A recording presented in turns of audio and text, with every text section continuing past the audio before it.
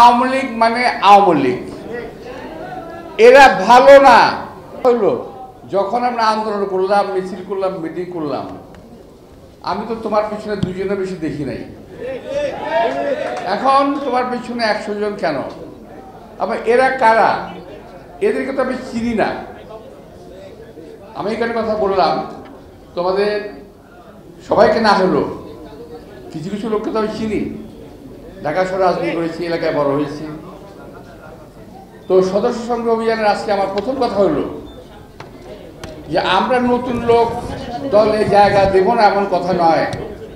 আমরা নতুন লোক অবশ্যই আমাদের দলে আমরা চাই। পুরনো এবং নতুনের সংমিশ্রণে একটি নতুন সুন্দর দল হবে, শক্তিশালী হবে। কিন্তু তার অর্থ এই নয় যে বিতাড়িত আওয়ামী লীগের দোসরদেরকে আমরা জায়গা দেব।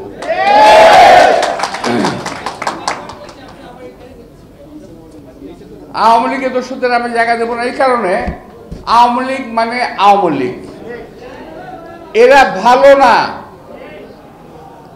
এরা যদি আপনি মনে আল্লাহ মাফ করুন আমাকে, এরা যদি আপনার পাশে দাঁড়িয়ে নামাজ পড়ে আপনার কথা বলে আওয়ামী লীগের লোক, আপনি বুঝবেন যে সেটাও মিথ্যা কথা। এই স্লোগান দিও না, স্লোগান দিও না, স্লোগান দিও না, স্লোগান দিও না, এই স্লোগান দিও না, এই স্লোগান দিও না, খবরদার। সানবিট সব দিবে সামাল। সানবিট ম্যাজিক প্রেস ডিশওয়াশিং এর মাথা ঘোরানোর সলিউশন। ওই যে আমি যে কথা বলতেছিলাম না, ওই কথারই পুনরাবৃত্তি হলো আর কি। যা বলছিলাম, যাই হোক, এক কথা হলো আওয়ামী লীগ ভালো নয়,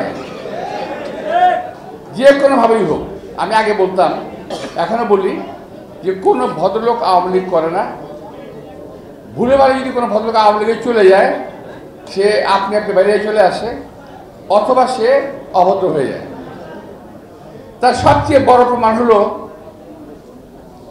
আমাদের জাস্টিস আবু সাইদ চৌধুরী সাহেবের ছেলে, কি নাম ওর, কামরুল বোধহয় ছিল, আমি ভুলে গেলাম। সে কিন্তু আওয়ামী লীগ ঘরানার লোক হয়েও আওয়ামী লীগ করতে পারে নাই এবং করে নাই। পররাষ্ট্র আমাদের উপপররাষ্ট্রমন্ত্রী ছিল আওয়ামী লীগের সময়, হ্যাঁ, আবুল হাসান, ও কিন্তু করতে পারে নাই। আমি জিজ্ঞেস করছিলাম, দেখা হয়েছিল কদিন আগে, কি ভাই আপনার কী অবস্থা, আপনি এটা করেন না? ওই ভাই এই দল করা যায় না, পরিষ্কার একটা কথা। আবার ইদানিং খেয়াল করে দেখবেন, ওই যে আমাদের তাজুল ইসলাম সাহেবের ছেলে, ওই যে কি জানি নাম ওর, সোহেল তাজ, সেও কিন্তু আওয়ামী লীগের গালিবাজ করে। তো এটাই কিন্তু এদের অবস্থা।